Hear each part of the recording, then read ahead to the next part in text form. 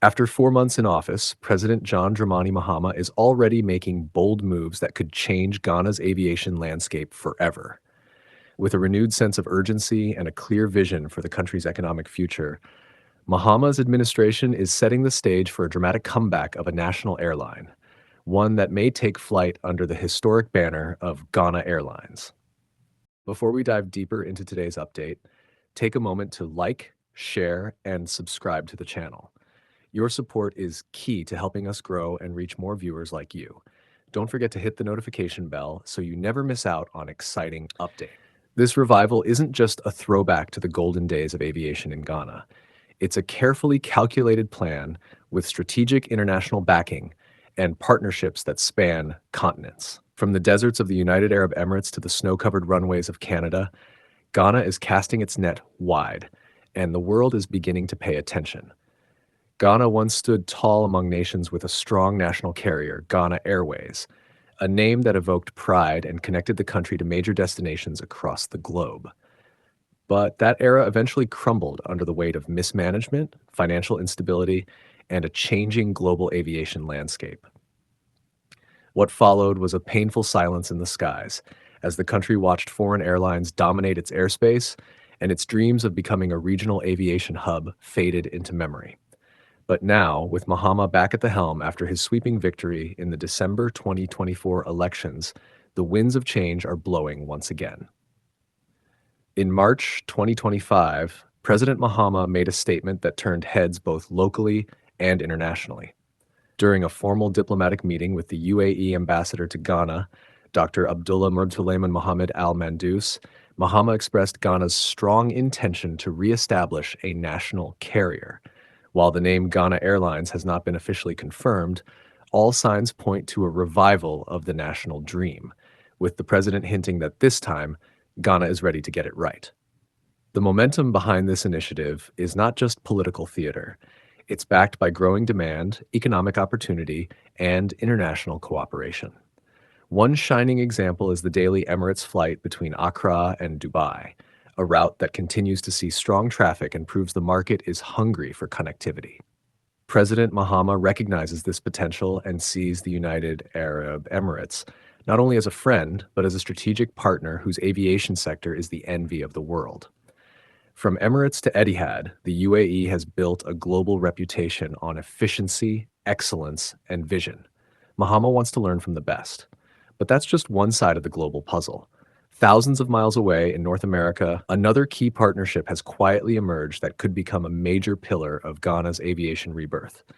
On March 5th, 2025, just weeks before Mahama's remarks, Ghana signed a historic air transport agreement with Canada, a first-of-its-kind deal that opens up the skies for increased flights, deeper cooperation, and potentially transformative connections.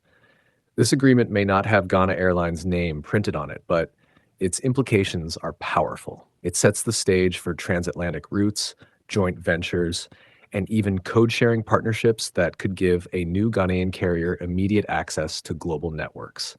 What makes this moment so crucial is that it's not happening in isolation. It's part of a larger economic strategy from Mahama's government, a multi-pronged plan to stimulate growth, create jobs, and restore confidence in Ghana's economy. Since returning to power on January 7, 2025, Mahama has made it clear that business as usual will not be enough. His administration has embarked on an aggressive economic stabilization program aimed at reducing Ghana's massive debt burden, estimated at GH 726.7 billion as of the end of 2024, and narrowing the budget deficit, which is projected to fall to just 3.1% in 2025. Against this backdrop, launching a national airline might seem like a luxury, but Mahama believes it's a necessary investment, one that can act as a catalyst for broader development. The logic is simple, yet powerful. A national airline doesn't just move people, it moves opportunity. It connects Ghanaian entrepreneurs to global markets. It boosts tourism by offering direct, affordable flights to key destinations. It gives Ghana a seat at the table in regional and international aviation discussions.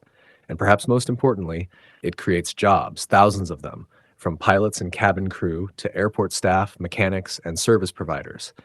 For a country looking to put its youth to work and rebuild its middle class, the benefits are hard to ignore. However, there are real challenges ahead.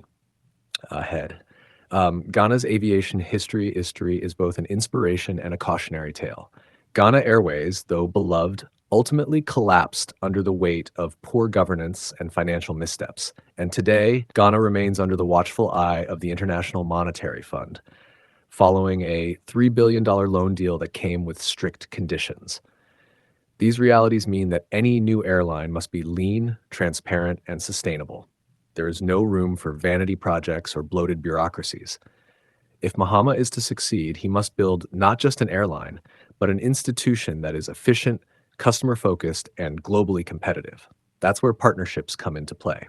The UAE offers unmatched technical expertise, world-class aviation infrastructure, and a proven blueprint for success. If Ghana can strike the right deal with the right safeguards, it could gain access to everything from aircraft leasing options to route planning and flight training. Canada, meanwhile, brings its own strengths to the table: a stable regulatory environment, global connections, and an open sky policy that encourages cooperation. With the right blend of local talent and international experience, Ghana could leapfrog decades of slow development and build a national airline that is ready to compete from day one. Yet, as of April 20th, 2025, the Ghana Airlines project remains in its planning stages. There's no official launch date, no confirmed funding source, and no finalized operational model. But the groundwork is being laid. Behind the scenes, policymakers, diplomats, and aviation experts are working to craft a vision that is both ambitious and achievable. And if Mahama can continue to rally support from Parliament, investors, and the international community, then the dream of seeing a Ghana-flagged plane take off once more could soon become a reality. What's at stake here is more than just air travel. It's about national identity.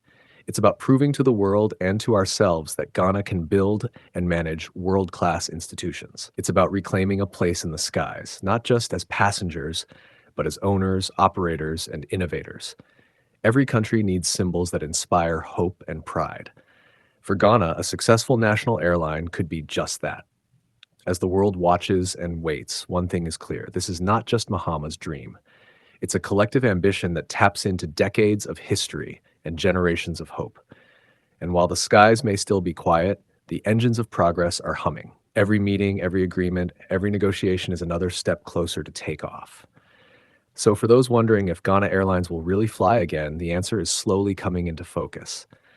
With Mahama's leadership, strong international backing, and a bold national vision, the pieces are falling into place. And while much work remains to be done, the destination is clear.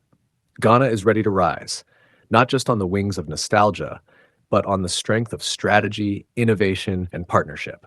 Stay tuned as this story unfolds, because what's happening right now isn't just the return of an airline, it's the rebirth of a dream. And if Ghana gets it right, the sky will no longer be the limit. If today is your first time watching this channel or you are returning to this channel for the exciting content, please subscribe to the channel for more educative and developmental projects across Ghana and Africa as a whole. Do you want to know about the state of a project in Africa? Then make sure to like and comment the name of the project you would like us to talk about and its current state.